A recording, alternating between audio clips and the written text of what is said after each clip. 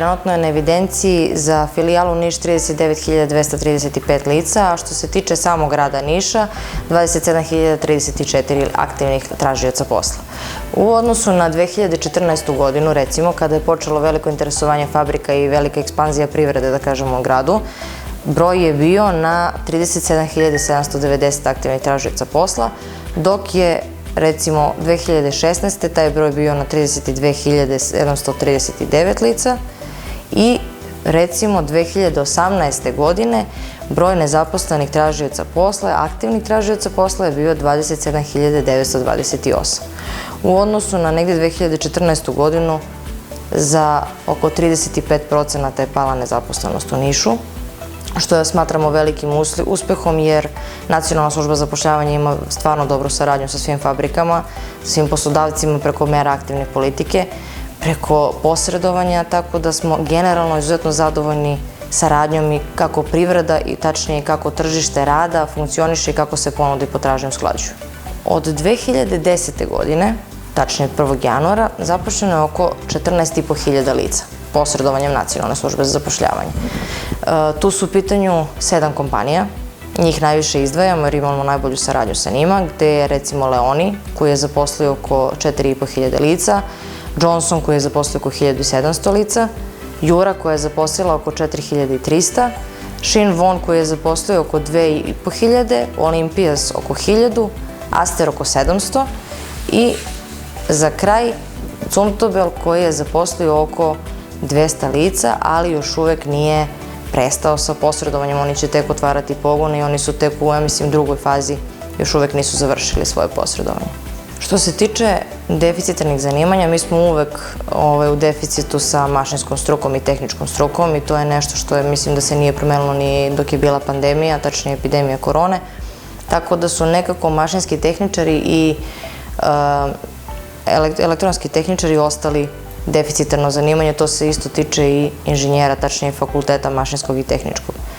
A što se tiče farmaceuta, takođe u ovih godinu dana nama se dosta smanjila, to je povećala potražnja i smanjio se broj nezaposlenih farmaceuta na evidenciji. Doktori su se takođe prepolovili, medicinska struka je bila dosta tražena u prethodnoj godini, ali se recimo potražnja za turizmom, tačnije turizmolozima, zatim za ugostiteljskom strukom smanjila, jer jednostavno se odnos snaga na tržištu promenio u toku prethodne godine, s tim što se broj nezaposlenih lica nije povećavao.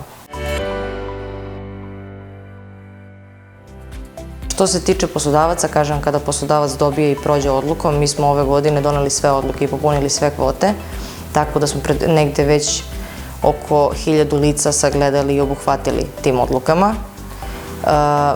Mi smo generalno završili sa našom kvotom za Niš i trenutno čekamo da krene lokalni akcioni plan, tačnije saradnja sa svim lokalnim samoupravama u Nišu. Lica na evidenciji koja su se izjasnila prilikom razgovora sa savjetnikom. Trenutno radimo telefonskim putem zbog epidemije, ali inače se to radi ličnim prisustvom. Kada se izjasne kod savjetnika za svoje interesovanje i za svoje, da kažem, za koju meru bi hteli da krenu sutradan sa angažovanjem ili sa radnim odnosom, tako savjetnik je sutradan u obavezi da posreduje i prosledi to lice poslodavcu koji podnese zahtev za stručnu praksu, novo zapošljavanje, pripravnike ili neko drugo angažovanje. Stručna praksa nije radni odnos, stručna praksa je radno angažovanje, kao i moja prva plata što je bila. To je bio novi program koji je bio predviđen prethodne godine i koji se završava avgusta jer je 9 meseci to radno angažovanje. Tako da očekujemo da li će biti ponovo moje prve plate ili ćemo nastaviti sa drugim programima.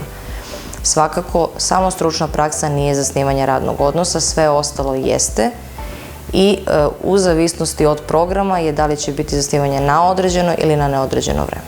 Što se tiče nekih programa, u pitanju su jednokratni iznosi, gde dobiju poslodavci jednokratni iznos recimo u vrednosti od 200.000, ali je u obavezi da godinu dana plaća porez i doprinose za lice, kao i naravno da mu isplaćuje novčanu naknadu za to, tačnije platu, zaradu. A što se tiče stručne prakse, mi plaćamo poslodavcima, tačnije licima, novčanu naknadu, s obzirom na to da nije zasnivanje radnog odnosa, u zavisnosti od stručne spreme i u zavisnosti od stručne spreme je i trajanje stručne prakse. 6, 9 ili 12 mjeseci.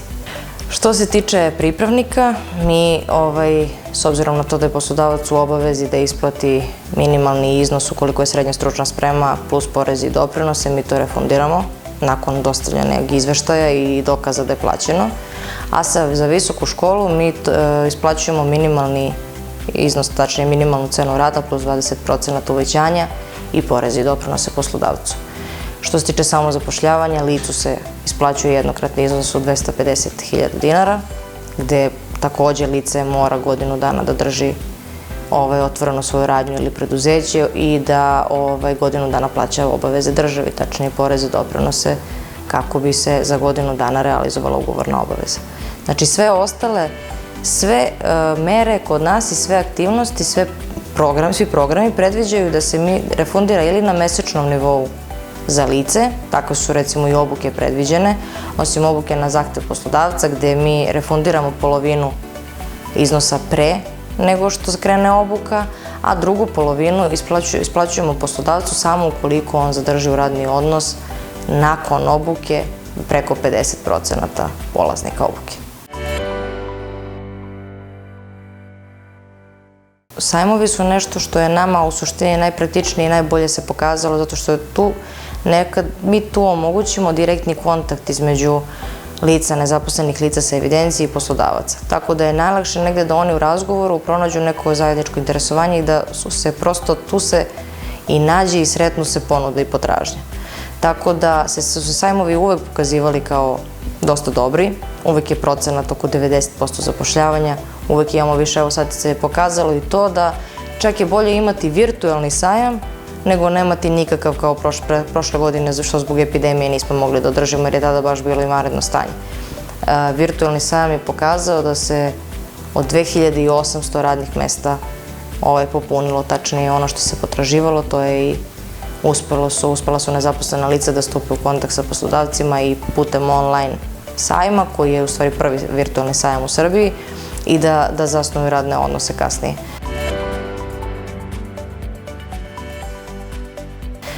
Što se tiče obuka, mi pored ovih obuka koje su predviđene programima, imamo i obuke za traženje posla, gde je obuka za traženje posla je kod nas u ispostavi u zoni 1, gde lica svakodnevno mogu da odu da se savetuju sa psiholozima kako tačno mogu da nađu posao, kako lakše doći do posla, šta je potrebno uraditi. Mi imamo i job klub koji je vrlo, da kažem, posjećen zato što dosta mladih nakon završetka školovanja idu tamo kako bi se edukovali, kako da pišu CV, kako da razgovaraju prilikom razgovora sa poslodavcima, na intervju. Postoje dosta problema gde mladi sebe jednostavno ne vide ili ne mogu da se snađu prilikom prvih razgovora i prilikom prvih intervjua tokom razgovora sa poslodavcima.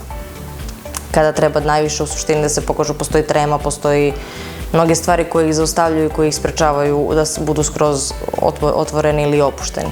Tako da tada na tim obukama i na tim razgovorima, da kažem, na tom job klubu oni uče kako od početka, bukvalno od pisanja CV-a preko aktivnog traženja posla, kako da idu, kako da razgovaraju, kako da ponude svoju, da kažem, i intelektualnu stranu i svoju teoriju, kako da primene u praksi, ono što su učili u školi. Također imamo i obuke koje su nam u suštini možda i najbitnije, a to je što se tiče tehnoloških viškova. Kada ljudi ostanu bez posla, to se uglavnom pokazalo kao problem kasnije za njih, kako da se oslobode straha od gubitka ponovnog posla, pogotovo kada je to bilo u pitanju što se tiče ljudi koji su dugo radili u onim fabrikama koje su bile pod stečajem. Imali su baš veliki strah od daljeg traženja posla, tako da mi i sad imamo na evidenciji najviše ljudi od 55 do 59 godina koji nisu u stanju, niti mogu da krenu dalje sa tim, da kažem, angažovanjem ili sa daljim radom. Prosto ili ne mogu da rade u struci ili ne mogu da nađu posao u toj struci u kojoj su radili tih 30 godina ili 20 i nešto godina. Tako da imamo i obuke, tačnije klubove za lakše prevazilaženje straha, to su takozvane profesionalne orijentacije naše, gde se sa licima razgovara kako da se lakše dođe do posla i šta licu u stvari najviše odgovara.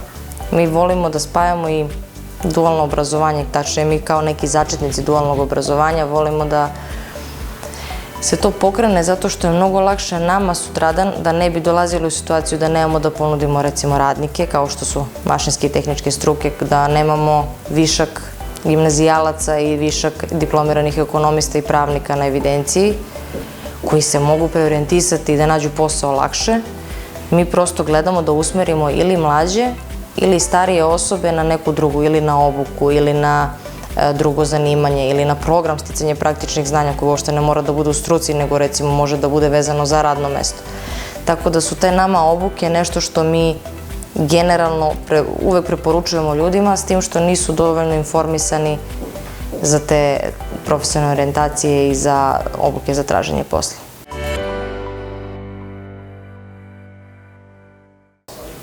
Sva ta lica moraju najpre da se kod svog savjetnika izjasne za koji program, tačnije javni pozivi, jesu zainteresovani. Ukoliko lice nije se izjasnilo kod svog savjetnika u individualnom planu zapošljavanja da je zainteresovano za neki program ili javni poziv, savjetnik ne može da ga obavesti na vreme da je neki poslodavac potraživao lice baš za njegovu struku ili za njegovu kvalifikaciju ili za taj nivo iskustva. Znači, svakako, prvi korak jeste da sva lica koja su na našoj evidenciji, koja aktivno traže posao, se kod savjetnika izjasne da su zainteresovana za bilo koju aktivnu meru zapošljavanja ili za bilo koji program koji raspisuje Nacionalna služba za zapošljavanje.